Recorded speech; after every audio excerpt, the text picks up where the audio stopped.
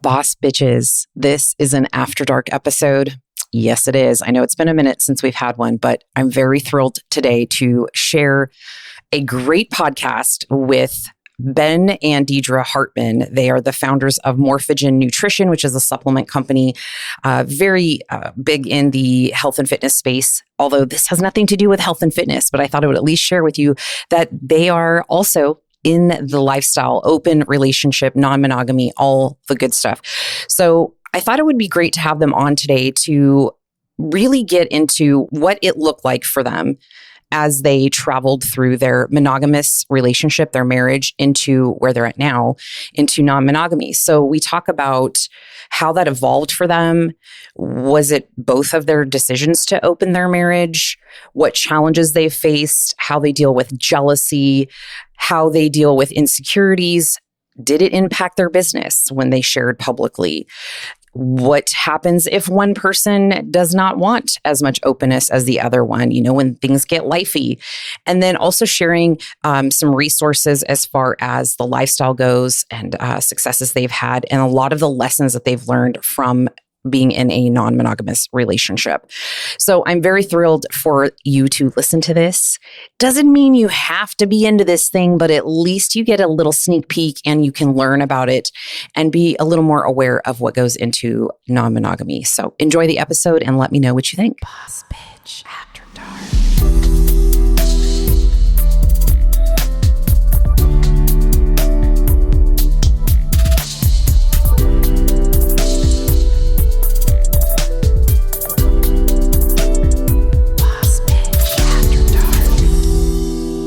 Well, really nice to meet you guys. I've been working with John Romanello and navigating essentially through open relationships, non-monogamy, and all that fun stuff.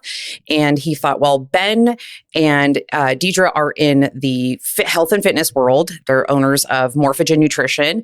Would probably be great to have them on your podcast because my podcast is really health and fitness. I'm an IFBB pro, so bodybuilding is essentially the focus of most of the content.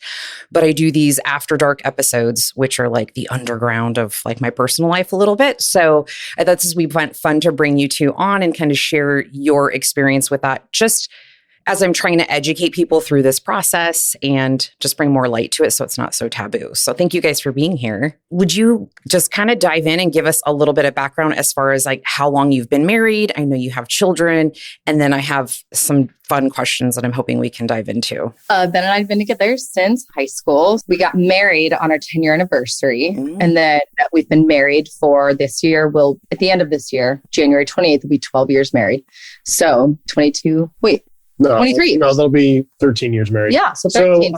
So we got together in 2001. Like, wait a minute. Then we got married in 2011 and here we are. And we decided to enter into some non-monogamy situations about 6 months after our wedding. And it's been a hell of a journey ever since. Okay. So you're married as monogamous. Was this something you guys had ever discussed initially when you got married? Well, by the time we got married, yes, but that's because we got married on our 10-year anniversary. Okay. So this was a slow burn of, 10 years of conversations about all kinds of shit.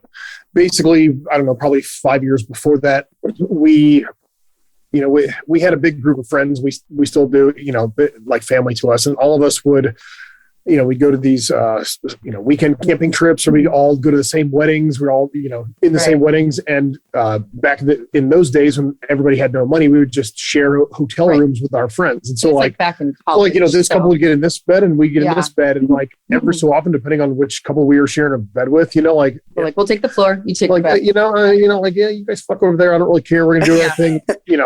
I don't care, and it never really progressed beyond that. And then the one year, about 5 years in, one of my best friends had a girlfriend from college that he brought home for the summer. And she basically stayed with us for almost the duration of the summer because we had a large enough apartment. We had some extra space. And at that time, most of the people in our social group were single guys, other than a few of us. And so he brought her in, and then there was like nobody else for her to hang out with. There's no other girlfriend. So her and Dedra became really fast friends. And we're two girls that naturally just really clicked. Like, some people you just become very close with, like, did we just become best friends? And we kind of did.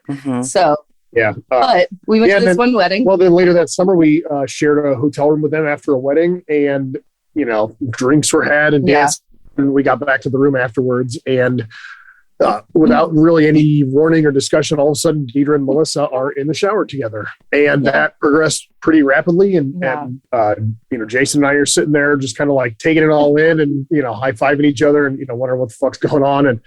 And for us, we've always been the type of couple that even back in high school, every single thing that you could imagine was discussed in the greatest of detail and the furthest of depths that we could go. Because we always said from day one that we didn't want to have any sort of like fakeness in our relationship. Well, and to preface that too, like we're the oldest siblings of each of our families, and we're two kids that had to grow up very quickly. So we already had a very mature mindset at 17 and 18 when we were together. So naturally, we had mentally become adults sooner than what we probably needed to, just due to like our family compositions. Yeah. So we already had a really strong foundation about tackling really difficult topics and really challenging each other.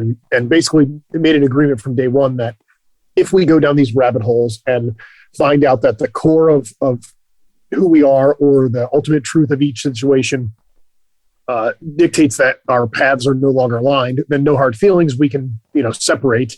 And we know that we went as far as we could. But if we throw everything out there and we align on those things, and those bonds really can't be broken. Or if we did end, we knew there would be closure. Yeah. So to be truthful, we would be not living a lie in any sense. And at least we could be open and honest about it. Yeah. So basically after this whole hotel situation, we just started having conversations like, Ben's like, what does this mean? What does this mean? Well, I like girls. This was like a.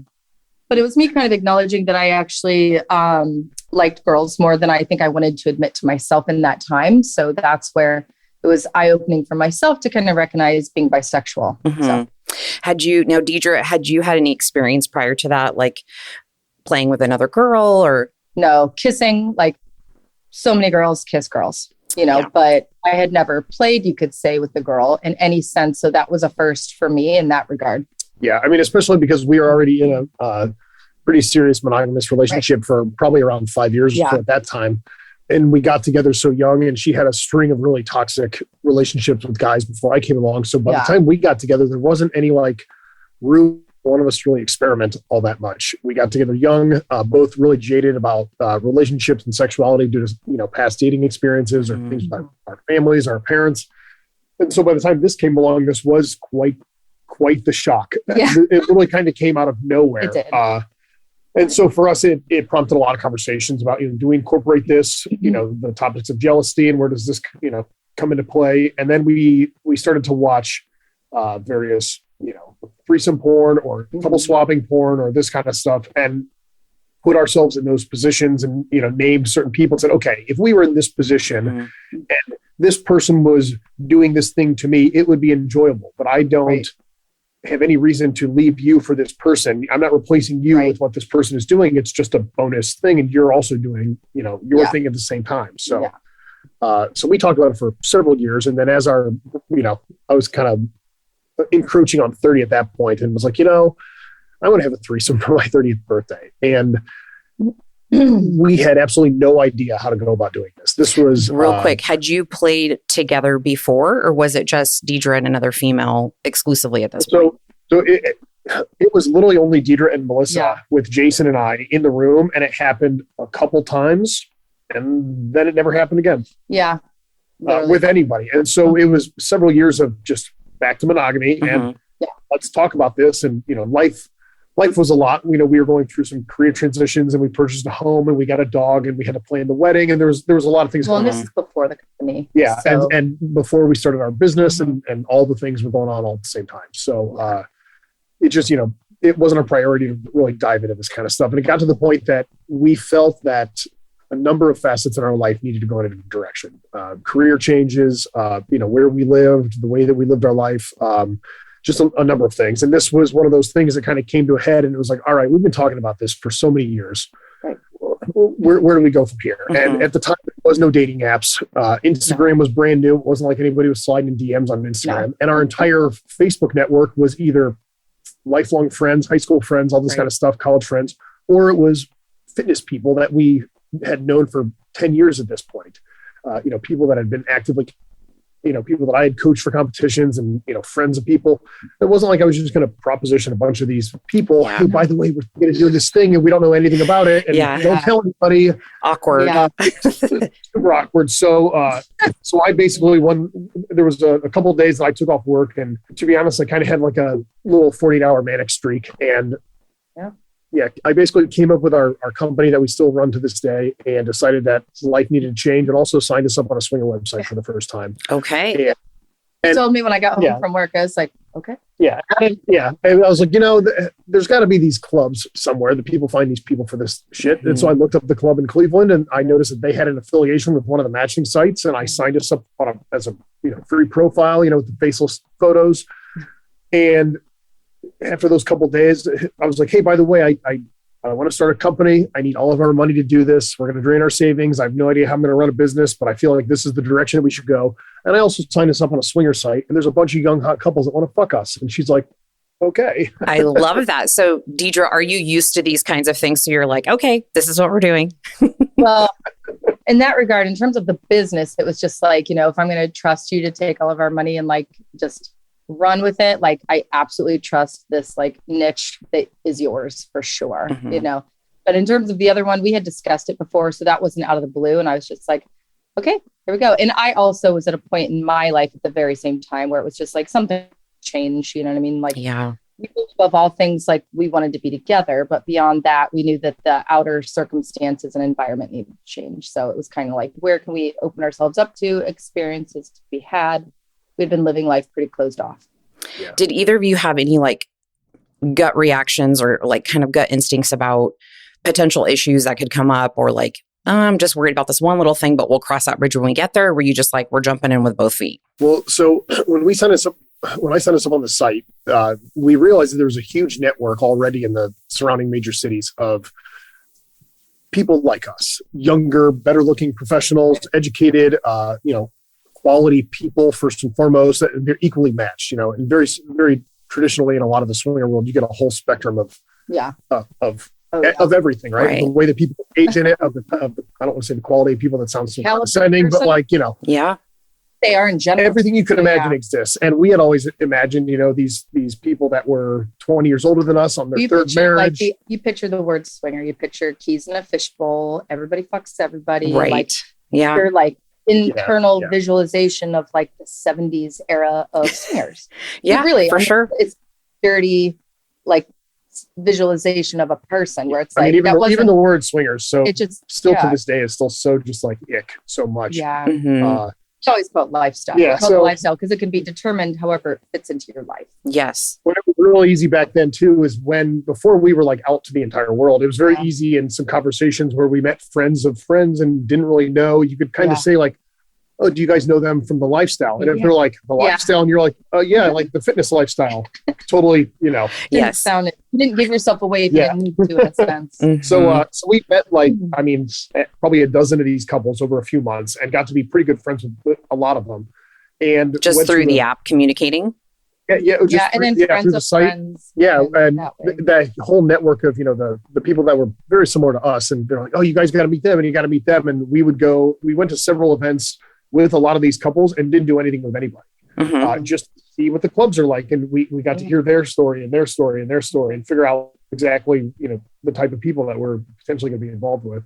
And a lot of those people actually are still some of our very good friends. Yeah. Very good friends. Like people in the lifestyle, you could say you get to be open and honest from the beginning. Yeah. So you get to put whatever you are out there, and ultimately, like that's how you naturally become friends, and you don't, but at least you're being your like truest self forward to them and then back to you, which is nice. Yeah. So basically the first time we ever did anything was at a big Halloween event, and it was, there was hundreds and hundreds of people there, and it was this big thing. And the one couple that we had become pretty close friends with asked us if we wanted to play. And so we went to the bathroom together. There was like one of these little side, like, unisex bathrooms. We went in there to like, okay, let's have the talk. It's happening. Do I smell? Like, what's the thing? And we had set like, I don't remember exactly what at this point, some rules. We didn't boundaries. Boundaries. It wasn't even, it was kind of like, nothing was exactly discussed in full before because we didn't think that was going to happen that night. And so it was like, do we kiss? Do we not kiss? Like, absolutely condoms. What do we do with this? Like, I don't know. And we get in this room and I'm like, why are we even having this? I trust you. If I didn't trust you, we wouldn't be here. So like, we'll be in there together. I love you. Have fun. Go do whatever you want. We'll talk about this and tonight or tomorrow, So, yeah. So did you guys play separately that night? Like Dedra went off? No, we were on the same bed. Okay. We were on the same room. Yeah. Okay. Same room, but swapped. Yeah. Yep. Just jump right in. Yep. Mm-hmm. So how was that experience for each of you? So I would love to hear Dedra's experience with that at first. Yeah, no, it like lit me up, and it was very like empowering and very like, it was just very engaging and fun, and just like, wow, that was a great thing that we did, that we finally went through with. We've been so afraid of this, but it was a couple that we had met a few times. So that gave some safety around it, but it was very like, it lit me up personally. How was it watching your husband with someone else for the first time? Honestly, it was fun. Like, I don't think I realized how much I would enjoy that aspect. Yeah. And even now, I still very much enjoy that. Okay, Ben, how about you? How was that for the first time? Yeah. So the totality of it overall was fantastic. When we left, I remember walking to the car, like, we should have fucking been doing this years ago. Like, right. We could survive anything. Like, it was great. No weirdness, no hard feelings. Now, the actual experience itself for me was a little bit traumatizing because I had only ever been with you. I lost my virginity to her, and then we were monogamous for 10 years. And then here's the second person ever. And it's at the end of a long night. Okay. And, every swinger club is situated a little bit differently. And some of them have beds and there's fresh sheets and all this kind of stuff. This particular club, all the beds were made out of leather. So you could wipe off so you could easily wipe them. You could clean them really easy. The problem is that, this is a Halloween event when there's hundreds and hundreds and hundreds of people there, and it was warm. It was warm. And we're in this little room and all the doors are closed. There's no ventilation. And I'm a big off-season bodybuilder, and I'm laying on this fucking bed with the first person I have ever done anything with besides my wife. And I was in a panic. And I to say that I had performance issues is an understatement. My dick basically went inside my body, and it happens. Yeah. First time, blooper.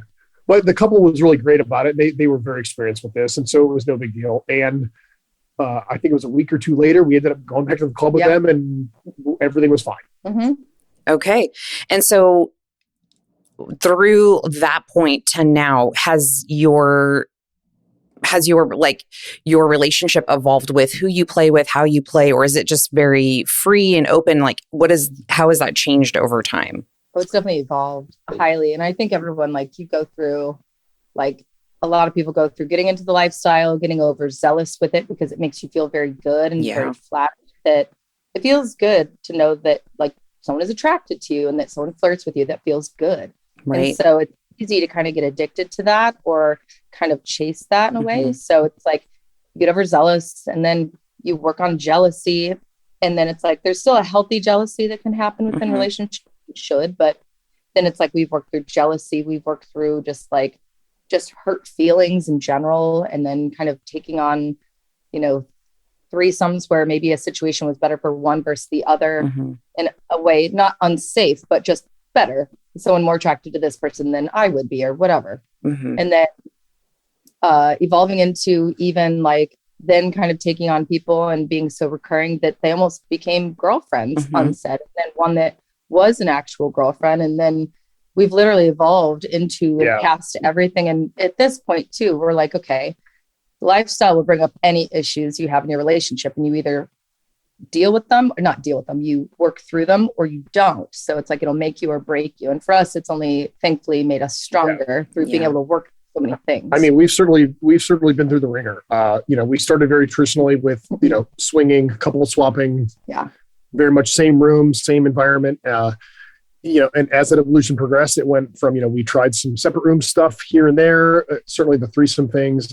There was a few situations with some trusted friends that we would be the third for them so they can, for somebody's birthday or for, special situation. And then that sort of, kept going down into like, there's this one person that really wants to do this, but I'm not feeling it or I'm not available. You just go do your thing. So then it became casual solo experiences. Or couple where Ben is attracted to the female, but I'm not attracted to the guy. So like for us, like we don't take one for the team, as it's said. So it's like, okay, if a person is also allowed to like able to play alone, like have that experience, like it would actually like take value away from me in that situation if I went. So I would like to sit back on this, and that way it doesn't take away from him and something he can experience on his own too. And so, that's so good to hear that perspective, Dedra, because, I've been in and out of the lifestyle parties for the last 7 months, very green here. But this is a lot of conversation we hear is like, oh, well, sometimes you got to take one for the team. And I'm like, I'm not doing that. That's a boundary for me. And it's like, that's respect of myself. And it doesn't mean anything about the other person. It's more just like preference. I'm just not on it, or there's no good chemistry there, or whatever it is. But for me, that's a personal boundary. And I think that's really important for women in the lifestyle in general, is just creating whatever your personal boundaries are and whatever they are. And it's out of love for yourself. Yes, I agree. Mm-hmm.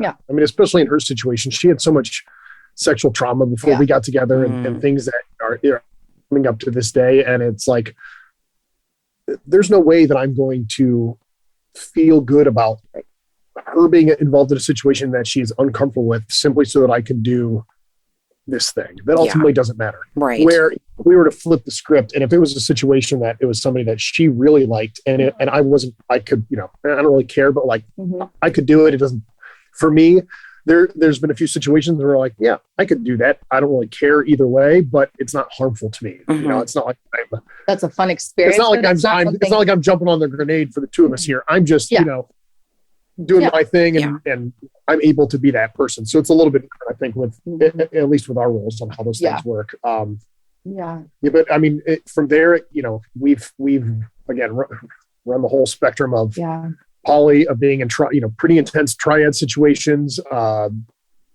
solo dating stuff here and there, coming back more to traditional, an open container where, we don't have the capacity to invest in these really intense designated relationships outside of our especially relationship. Since children, it's for like children, business, priorities the whole thing change over time. So like when it was just Ben and I, obviously we had more free time. We could have more experiences, but like having kids and then a business, it's quite stressful. So it's like, and then just you have to reprioritize like what you're seeking, and everything that's brought itself to us within the lifestyle, we've never sought out other, like the throuple, you could say. We didn't seek it out. It just kind of naturally happened and then progressed. But we've never sought that out. We've just naturally progressed, I think. Yeah. We realized long before we had ever even heard the term polyamory or any of this kind of stuff, we absolutely dated a lot of women together and never even thought that, it was like, we're seeing this person and they're a unicorn and they're great. We should be friends with them and we should invite them to all the social stuff. And then we should sleep with them regularly and then take them to events and do the whole thing and maybe even involve them with another couple and do a group scene. And then after a year, one of them in particular, who's still one of our closest friends, kind of started to, date some other guy and was afraid to tell us. And it was this really like awkward conversation that we had in her kitchen. And we all kind of stopped and were like, oh, wait. We're like in a relationship, aren't we? Like, damn. Are we in love? Are we in a relationship? We just got to right now that now this, and we realized then that she deserved so much of her own life that we couldn't give her a marriage. We're not going to give her children, all these sorts of things. And so we said, like, you owe it to yourself to pursue this. We have to end that piece of where we're here, but you're because we wanted to pursue that. Yeah, but you're always still going to be in our life as one of our very closest friends, and that happened.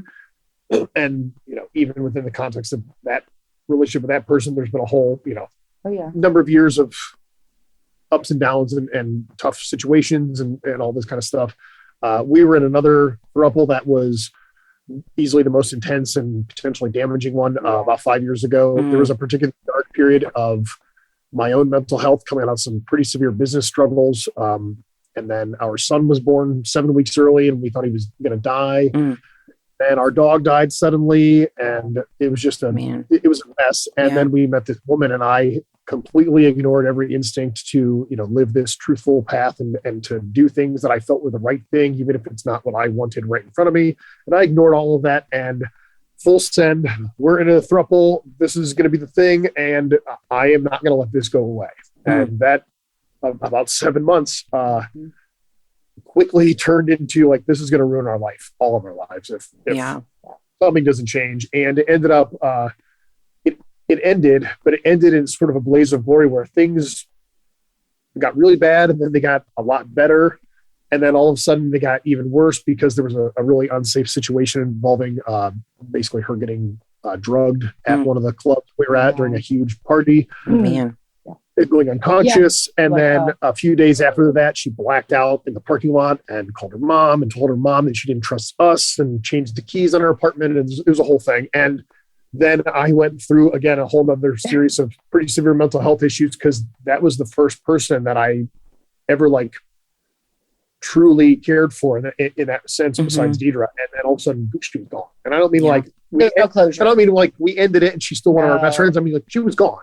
Literally gone. Without closure. And that was the hard part. And that took us both a long time to heal from that, to the point that we could eventually make amends with her and I could apologize. And we've learned so much about that like. Yeah, I was going to ask. I'm sure there was a lot of learning lessons there. And it's not that it's not that we don't care for people. We couldn't have the capacity to care for people in that sense anymore. But we don't have the time for that or the energy at all. I mean, that's impossible. We struggle to kind of give ourselves like to fulfill the needs within our relationship that we already need. So it's like we try to prioritize those first, and it's very difficult to even find capacity after that, honestly. Right. Yeah. That was going to be one of my questions was at what point do you decide it's okay to add another person in? And, just, I'm sure that changes over the trajectory of life. Like when you became pregnant, did that shift a little bit for you guys too? Like, did we remain open? Was that like a discussion as well? Yeah. So like when we were trying to get pregnant, like I didn't sleep with men, obviously, because in my mind, I was like, there will be no potential of any of none. So we just saw women. And then kind of after that, like there was a point towards the end of pregnancy, which a lot of women get to, where you just can't have sex. You're like, everyone get the fuck off me, leave me alone. You're like just like a walking potato. So it's like, I feel that 3 times here. Yep. So it's really just like, you're like, no one touch me. Just let me eat this mac and cheese. Yes.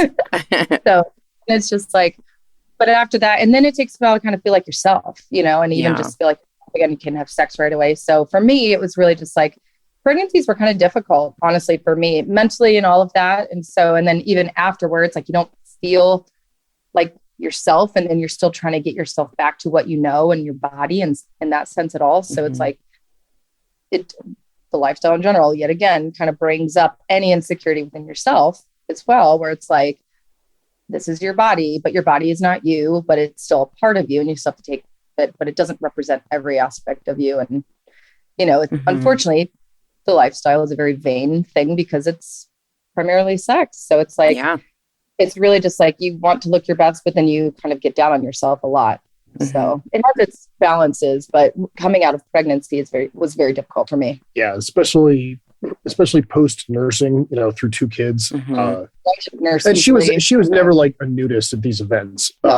So pasties and fun outfits and things were and still are very much her jam. But there was definitely a period of this like I went through postpartum in general. Pretty severe postpartum, but also like, hey, I hate my body. I'm not bringing that to this event. I don't care. And then, see all the same people at the events and they'd be encouraging her to get topless like all the other women. And she's like, no, I hate my body right now. Please get away from me.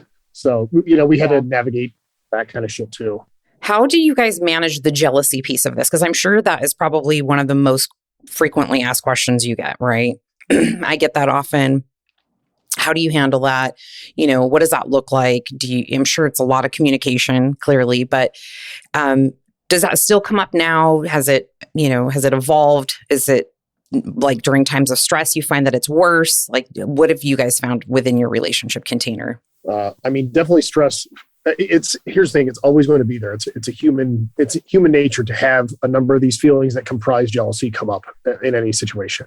Are we better at navigating those and mitigating the cues as they come up? Absolutely. But they still come up from time to time. And the thing that I've always told people, they're like, how do you not get jealous? I'm like, well, sometimes you do, but you have to figure out what it means. And part of the reason that I don't really get too jealous anymore is that,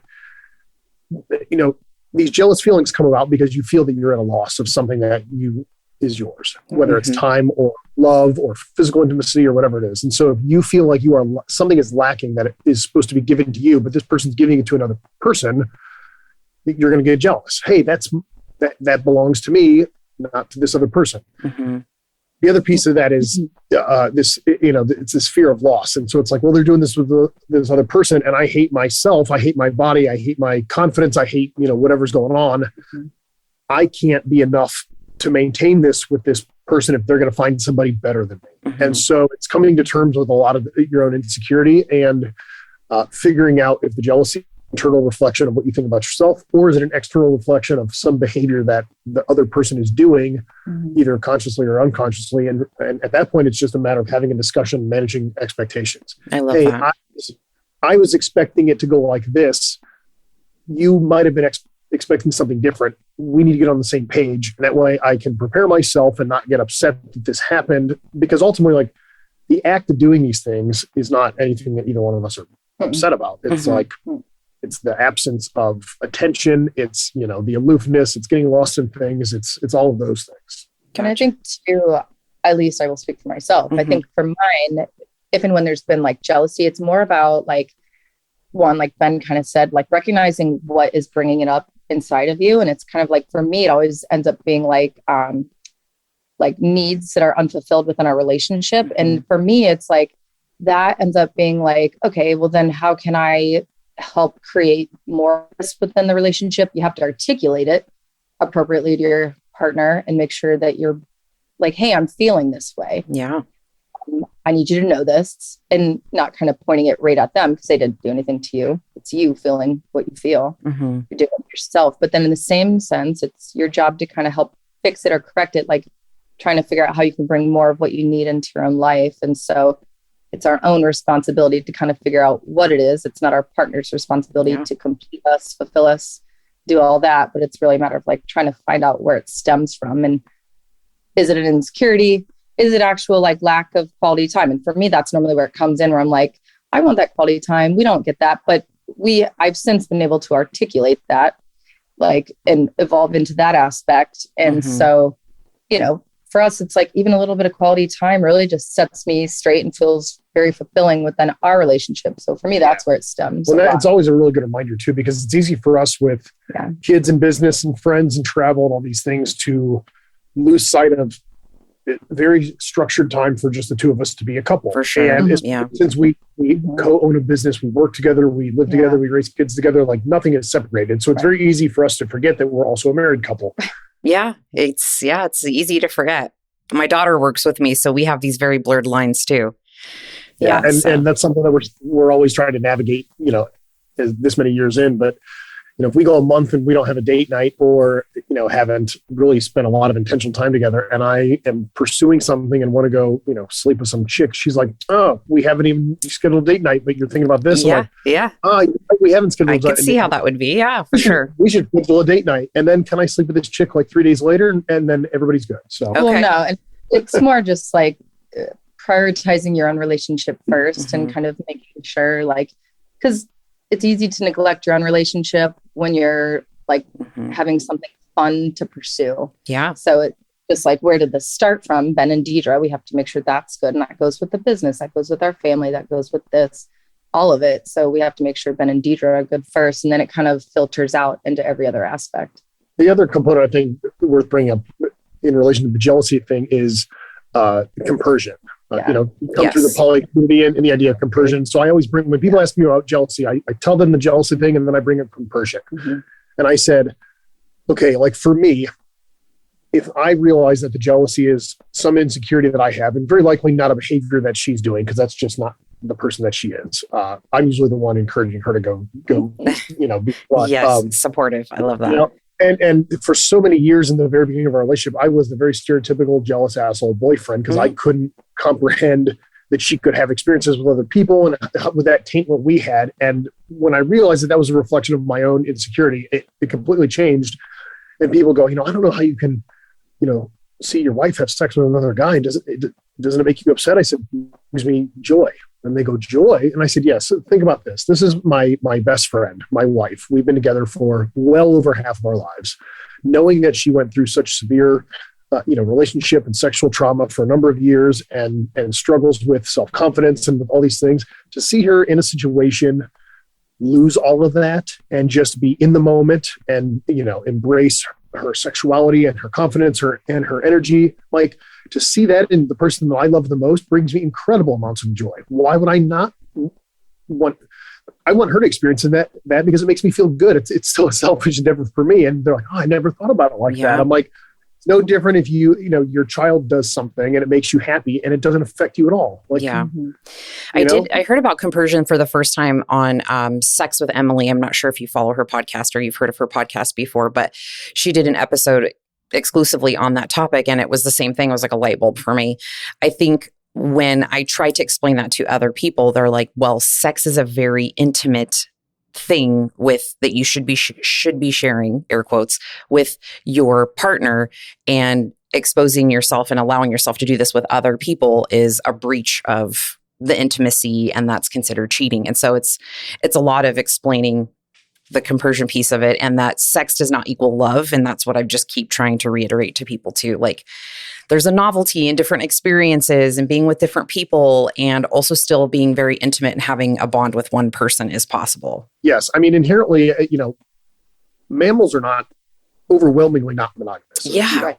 Here and there in the animal kingdom, like primates are not monogamous anywhere in the world throughout all of human history. Yes. And all of monogamy and what we know as marriage is thrust onto humanity over a few hundred years. It didn't exist before that. Before that, you married for land or for title or for a dowry, and then you had mistresses and girlfriends, and she had her people, and like this was just a contractual obligation. Now all of a sudden it's like, well, you still are in this contractual obligation, but now all the other things that you thought about have to be gone.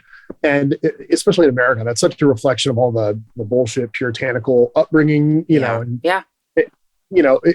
the heavy religious persecution undertones that are ingrained into people's psyche. We're like, everything is fine except for touching other people. Yeah. Well, I mean, what if... Well, but what about emotional cheating, which I think is actually far worse? Right. Well, I mean, I don't even want to say cheating because cheating is deceit. I'm just saying feeling anything. Right. What we know why it's any control. Kind of intimacy. People want control, and they want control over making sure another person won't leave them. Well, and there's actually no way of doing that, because even in lifestyle, someone still might leave you, but at least it's truthful. Well, and again, that goes back to safeguarding, losing something that you think is yours. And having possession. It's possessiveness and it's insecurity, and it all boils down to the same bullshit, basically. So it's really, we're all just walking childhood trauma. So it's really just someone projecting what their insecurity is outward. And there's people in lifestyle even that do what's called the pretty woman rule, where you're not, kissing is like too intimate, can't do it, where I'm like, so my wife can suck your dick, but if you guys kiss too intimate, and that changes things. So and maybe there's certain things that people leave for within their own relationship as being intimate. Sometimes it's anal, sometimes it's those things, whatever. It's a God knows what, but there's still ways to make your relationship special and intimate, like you had said, even where it's like, love and sex do not equal each other. Right. What about day to day? Sometimes love is shown in so many other ways or not shown. Mm-hmm. Well, and we talk about intimacy, and obviously there's a range of what that can mean. And physical intimacy is the topic at hand that they're upset about. But I'm like, you don't limit your partner from having multiple deeply intimate friendships. Well, a lot of people do actually. Well, that's a whole other thing. You should. And then they're like, okay. Yeah, a lot of people do. If your wife and her best friend have been best friends for years and they tell each other everything, and there's even things that she knows about your wife that you don't know because she told her, not you. Like, one of our bridesmaids was a female friend of Ben's in college and was one of his best friends. And like when we were coming up to get married, like his mother approached me and basically told me that said female was going to be cheating on me with Ben. I was like, you don't know your son the way I do. That's untrue. And it was just like, and unfortunately, she had a very tainted perspective of that, and that was not accurate. But it was really just like, people that don't allow friendships with the other like gender, the other sex. It's just like, we've come across these situations that we always kind of like tease and like first, like to each their own, right? But at the same time, we'll meet these couples and with a bisexual female, and the guy is very much like, oh yeah, we have threesomes and she can do this, but like she has no desire to sleep with other guys. I'm the only dick that she wants. And I'm like, are you sure about that? That's probably what you want, buddy. About that? and there are couples that very much operate in that capacity, but the way that guys have framed it like that, very much like, I'm announcing it to all four of you guys in the room that my wife only wants one dick. Like, I didn't ask to give her my dick. So we're on the same page here, bro. Hello, my name's Ben, first and foremost. Yes. Yeah.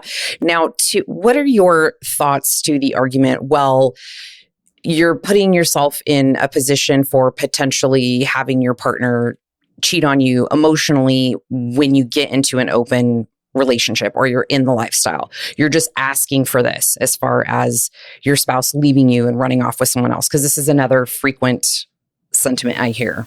Here's the thing. Human beings have needs, and if needs are not met, they're going to meet those needs in some capacity, generally speaking. I would argue that, and I'm not aware of the statistics at the moment, but I would bet that there's a vastly higher amount of infidelity and divorce in monogamous couples than there are in open couples. Yeah.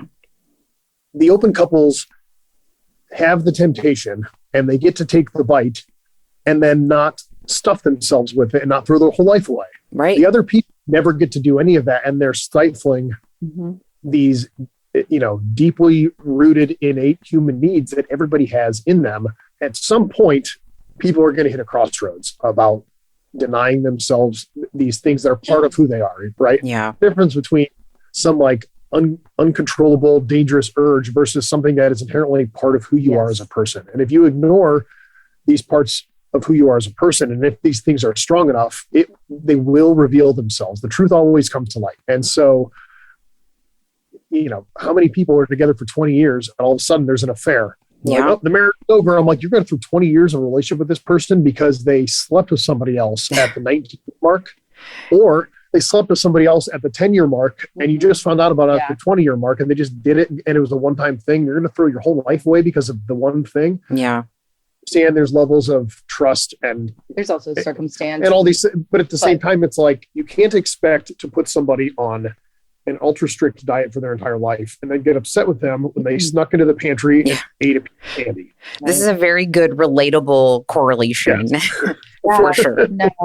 And then really, as you move into the lifestyle, when you first start, like, you should talk more. If anything, it's helped us learn to communicate better, where it's like, hey, how was this for you? How was this for you? Or, hey, I'm feeling this. I don't know where it's coming from. Can you help me work through this? Yeah. And if anything, it's like, or it helps you kind of understand what you need within your relationship for yourself more. Yeah. Where it's like, we all need connection. Beyond sexuality, we need connection. And it's like, it's not just connecting with one person for the rest of our life. You can connect in so many different ways. And it sometimes just sharing something about yourself and being seen in ways you never have to others that you never thought could accept it is some of the greatest aspects of living. I agree. I've always told people too that the odds that somebody comes in and is so incredible that they make me want to throw my whole life away for that person is nearly impossible. I love that. That's amazing. It's true. It's true. The thing is, either I hate my life already, and this is bringing that to the surface, and we were doomed from the start. And you're waiting for something. Or it makes me realize, like, you know what? Like, that was a lot of fun. I do have a fucking great life, and my wife is great, and we do have great sex. And also, if we are in a period where maybe things are not so great, and situations get brought up, it's like, you know what? This is a really good reminder that the base of what we have needs some work, because I'm feeling that these things or these exciting things are starting to like be the things I'm pursuing a little bit more because they're fun and exciting. And again, she talked about, needs fulfillment. Maybe some of my needs here are not getting fulfilled, and maybe it's emotional, maybe it's quality time, maybe it's physical intimacy. And so it reminds us constantly to not let things become stagnant and to become, complacent, which is very easy for any couple to do over a long period of time, but especially monogamous couples. I would agree. Definitely. To just coast. Well, like you talk about goal. Well, you should. Couples should check in more in general, monogamous, non-monogamous, like touch in with each other in general, not just about life goals, but are you still living on the same path? And maybe quietly you're dying inside while the other is actually thriving. I mean, you should actually know that. You should know those things about each other always, even if you're not like non-monogamous. Like you should always kind of understand where your person is because you care. And if anything, I think, again, speak for myself, the lifestyle has allowed me to appreciate Ben and myself and what we each bring to the table more than I had prior. And just makes you very thankful for what you have. And you know what I mean? Yeah, absolutely. Be more thankful for what we do have. And we actually have way better sex now than what we ever did. How do you think that being in the lifestyle impacts that? Do you think it was just by nature of having different experiences with different people, or just kind of like an internal desire to just really want to please that person now that you know that they're potentially having great sex elsewhere? Is it a little bit of both? I mean, I think it's a combination of a bunch of those things. It's a reminder that this is a sexual being that, you know, can be pleasured, can go through these experiences, but it also makes you want to step up a little bit and be like, you know what, like she enjoyed herself.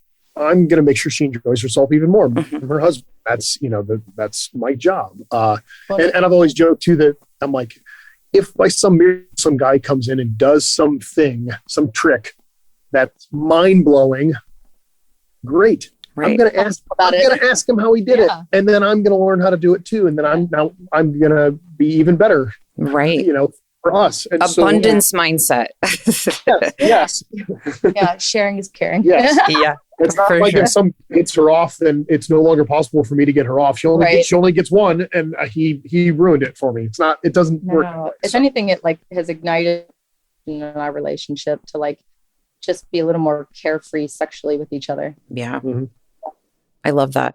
Okay. Now, when it comes to business and sharing publicly, how did that come to light here? Because I know I've been like coming out on my social media, and I've gotten, you know, I lost 75 followers the other day just by a post. And I'm like, okay, it's fine. Everything is fine. The world is not on fire. It's just social media.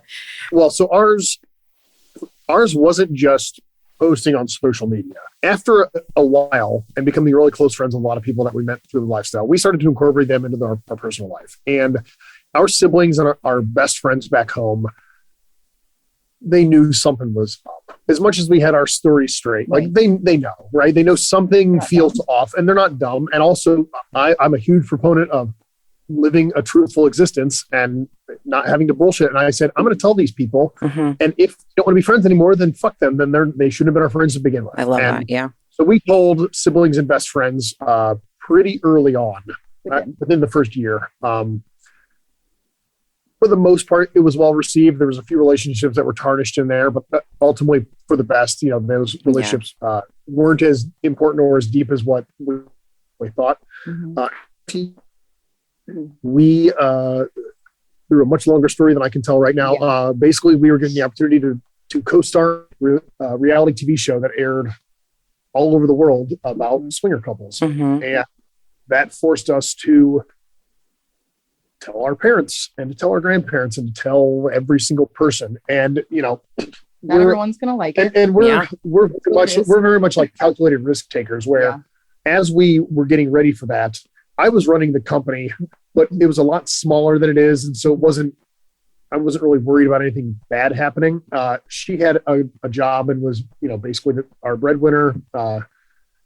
And so we very strongly were like, okay, how do we maintain that does not get affected by this situation? So long before we did anything, checked in with her HR with some legal stuff, and we basically were able to frame it that it was a docuseries about bisexual females that are, you know, in open marriages that are married to men, basically. And so Vice, one of her best friends, who's an HR director for another company, basically said, frame it like it's your sexuality so they can't fire you. Well, and it was truthful. And it was very in that regard. The show very much was, because it was actually showcasing that. Yeah. And the show wasn't, there was no, the show was on A&E. It wasn't like it was on, a paid cable site. There was no nudity. There was no actual sex. It was very much a show about relationships and interpersonal friendships between couples and between vanilla friends, and how do they navigate all of this stuff, and so we did that and came out publicly, and the people that are supporters of ours through the company, a lot of them were very supportive. Some people said, you guys are the devil. Some people said, hey, good for you, but I'm not going to buy your stuff anymore. And I said, well, if you're going to make a decision on whether or not you buy a pre-workout from the company because that guy sleeps with somebody else besides his wife, like, go for it. Goodbye. Well, go for it. Like, if that's your logic, like, you don't align with our brand anyways, because we're a very logic-focused company. We actually inspired a lot of people. A lot of people reached out to us after. I imagine. Tons of unwarranted dick pics. Tons. Like, Dedra, you received unwarranted dick pics? Myself. A bunch to give to me. Yep. Like, from all over the world. Okay. So our show aired in the States and got canceled after a couple episodes, not due to ratings expectations, but due to corporate shift. It was A&E was owned by Disney, and they cut a bunch of shit and whatever. And ended up airing all over the world in its entirety for a number of years. And so we, for a while, would get messages and videos from people in Brazil and Quebec and Japan and the United Kingdom and all over the place. All over the place. Wow. Very long.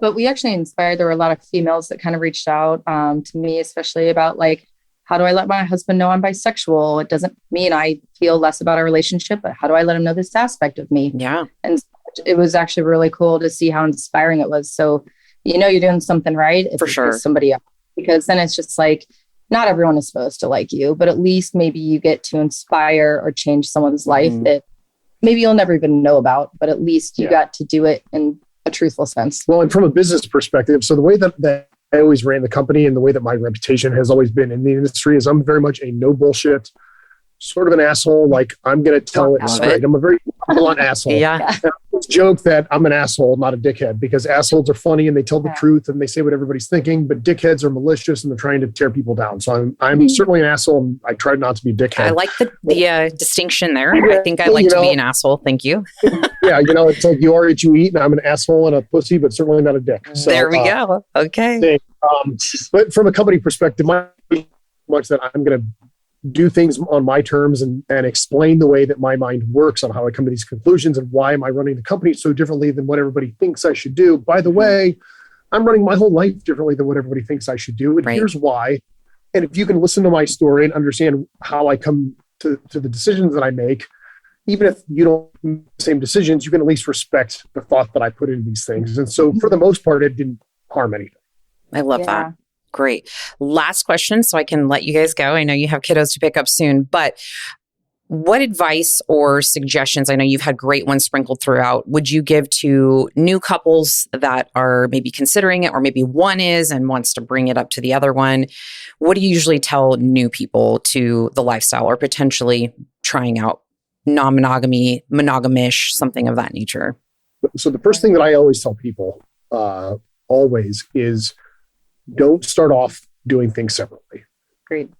Don't be like, you know what, we're going to try to have some open marriage. I'm going to start going on dates with other people. I would highly recommend that is not the first step you take. And communicate together moving into it. I mean, it helps. Yes. But I mean, the way that, I don't want to say the way we did it is the best way to do it, but we met people first. We went to the events. We saw everything with no expectations. And then for, probably the first 6 months to maybe a year almost, we pretty much exclusively played in the same room at the same time, usually on the same bed. Yeah. We were both getting ours and could monitor the other person, and everything was safe and everything was good. And only after we got comfortable there were we able to take more risks with, solo open experiences or even more intense poly sort of, stuff. Obviously you don't want to, We built safety and trust around what we had been evolving. And I think that helped. Yeah, it sure does. And also, there's also within the lifestyle itself, there's various levels of entryway. There's girl, there's soft swap, there's full swap, there's same room. For people that really don't know, I would do same room and just see if you're able to be naked in front of another couple and just fuck in the same room. And then maybe so not play with the couple, but you're both having sex side by side in separate beds. So like one couple in one bed, you guys on this bed in a hotel room. And then when that gets comfortable, maybe trying it on the same bed right next to each other. And then maybe trying that with like a little bit of grabbing. And then maybe we're going to be okay with a little bit of oral, but not like full intercourse. And that's soft swap. And then, we can do this. And then I'm going to actually have, intercourse with my wife. And so that way it slowly raises the level of exposure and exposure while you're maximizing what you're doing with your spouse. I highly recommend that people tiptoe into any of this that way. I love that. Understand too, like, what do you both need to have safety moving into the situation? Ask the other couples or people the hard questions. Do they get tested? Do you get tested regularly? And then ask yourselves, what will we do if we get pregnant? Maybe am I on birth control? Ask the hard questions because you need to, and you should, and you should check regularly about them and communicate everything. Lots of communication. Every fear, communicate every concern, because if you didn't say it from the beginning, your partner cannot read your mind, and that's not up to them to read your mind and try to know what you were thinking or that they should have known. They hurt you, where it's like, no, you hurt yourself. You have to be bluntly open and honest about any fear and concerns so you can nix it before it even happens. Yeah. It's all just expectation management at that point. Yeah. In terms of bringing it up to a partner, that's difficult for me to answer because I've always been the person to just bring shit up and that's just how it kind of is. The way that I look at it is that you have to look at, is the juice worth the squeeze? If this is something that is deeply burning inside of a person, that they feel that this is in alignment with who they are and they feel confident that the risk is going to be worth it, then they should vocalize it that way. And so that way the other person doesn't have the opportunity to be like, well, that just means that I'm not enough, or that means that you just want to go do these crazy things, some level of uncertainty, and reassuring them that this is something you want to do together. You feel strongly that it's part of who you are and that you want to experience this with that person, and you guys are along for the ride. And if the person bringing it up feels strongly enough that this needs to be part of who they are, and they cannot go through life anymore unless they bring this up, be prepared for the other person to not be okay with that. And then you have to ask yourself, okay, at what level of suppression am I willing to undergo to maintain the course of action that I'm on? And that's a very difficult situation that we have seen a lot of people navigate. We've helped kind of mentor some people through these situations where it's like, okay, you might be able to stifle this for right now. Yeah. But not forever. Yeah. Some people can, and some people it's just a fantasy and it's this thing that pops up every now and then and they're okay with it. People that it's, again, this like burning thing inside of them that they feel that they need to align with that lifestyle. If your partner is not okay with it, it's going to, you're going to come to a crossroads at some point. It's like a person that wants a family their whole life. They want kids and the other person definitely doesn't. But how long will you hold that in, knowing that you've always wanted a family, you've always wanted this? There'll be a point where like you reach your boiling point too. Right. So it's really just navigating you might come to a true closure of, completeness of the relationship, and people are afraid of change. So it's also like, it might change you for the better too. Yeah. And then I think navigating it in the aspect of it not being a fully selfish decision, but also navigating where your partner might have fantasies, where both of you could have enjoyment, not just one, where it's not just about this partner experiencing themselves, but it's about him experiencing himself as I go. Yeah. Yeah. And having that showcase. Yeah. I've got a lot of questions specifically from men over the years with like, my wife, she made out with a bunch of girls in college. Like, how do I get her involved in this? And I'm like, well, do all the things that I just said, but also like maybe bring in another guy for her to show her that you are serious about this. And you guys make her the focal point. He goes, I could never do that. I said, then what makes you think that she wants to see you fuck another woman? Right. And they go, I said, I guess you're not ready for this yet.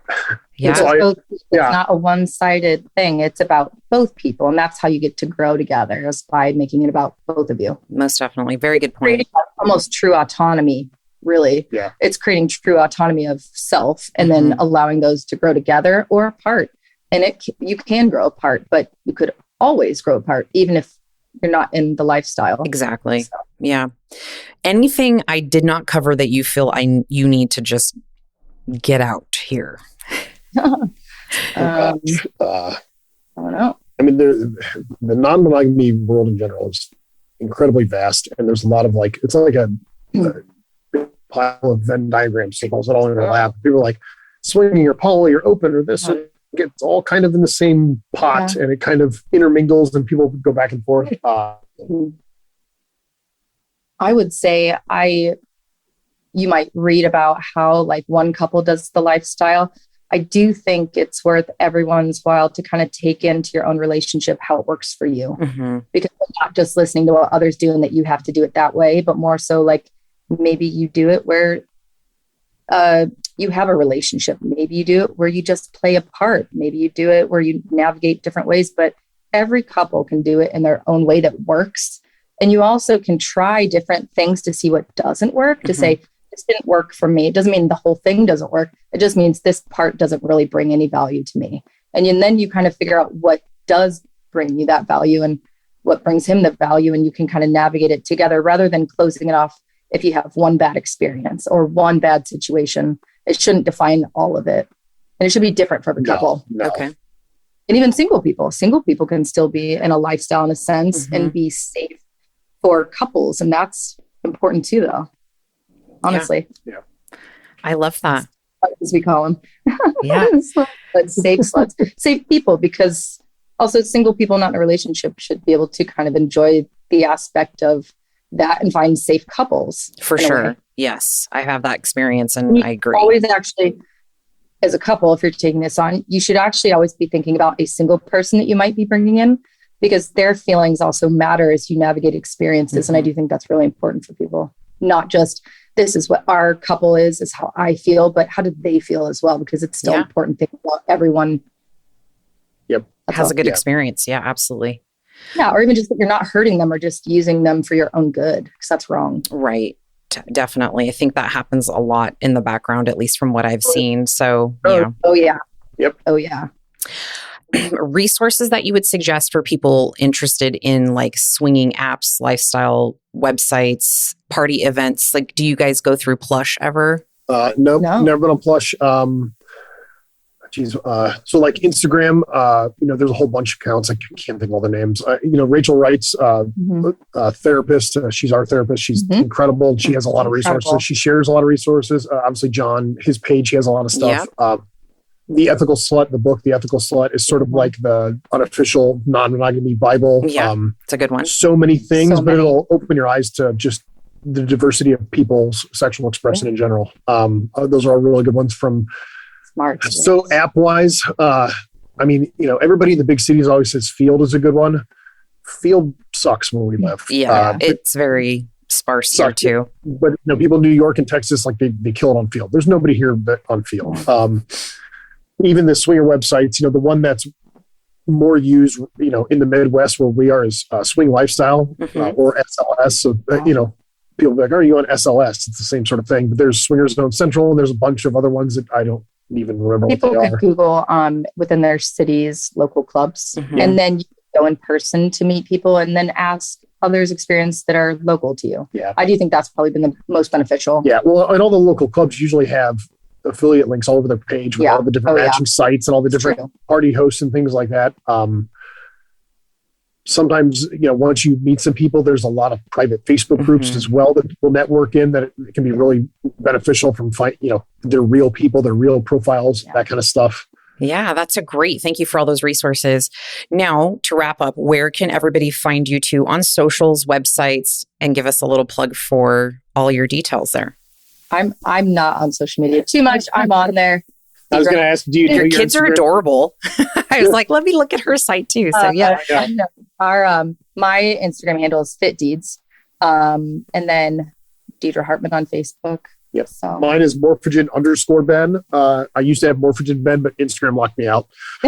So, or Morphogen_Nutrition. Our website is mntakeover.com. We have, a contact page on there that goes to our support email. So any questions about any of that kind of shit. I'm really good about checking DMs on Instagram. I'm really, really good at that. Yes, you are. Those are primary ways to do it. Yeah. So Awesome. Well, thank you guys so much for being on the podcast and sharing obviously some very vulnerable things about your relationship and opening up so that way other people can be educated about this wonderful lifestyle that I'm in now. And I think it's amazing.